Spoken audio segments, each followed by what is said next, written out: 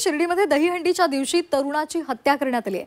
2 तरुणांनी चाकूने वार करत त्याला संपवलेलं आहे।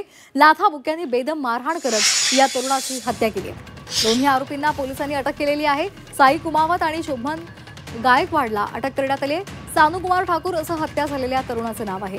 जुन्या वादातून ही हत्या झाल्याची प्राथमिक माहिती मिळते। पोलिसांनी आता या प्रकरणाचा अधिक तपास सुरू केला आहे। शिर्डीमध्ये दहीहंडीच्या दिवशीच एका तरुणाची हत्या करण्यात आलेली आहे। 2 तरुणांनी लाथाबुक्क्याने आणि चाकूने वार करत त्याला संपवलेलं आहे। जुन्या वादातून ही हत्या झाल्याची माहिती मिळते। दोन्ही आरोपींना पोलिसांनी अटक केलेली आहे। जुन्या वादातून ही हत्या झाल्याची प्राथमिक माहिती मिळते। या संदर्भात अधिक माहिती देत आहेत आमचे प्रतिनिधी कुणाल जमदाडे। कुणाल, काय एकूण प्रकरण आहे? जुन्या वादातून हत्या झाली आहे।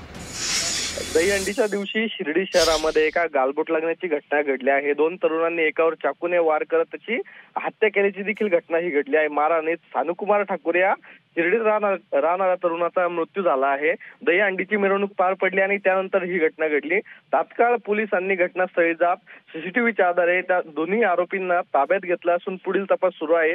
जुन्या वादातून हत्या झाल्याची ही प्राथमिक माहिती समोर येते। मात्र नशेतून ही घटना घडली असून नशेखोरी तरुणांचं प्रमाण देखील शिर्डी शहरामध्ये वाढत आहे। नवीन डीवायएसपींनी कालच चार्ज हाती घेतला आणि त्यानंतर डीवायएसपींना नवीन सलामी म्हणावी लागेल।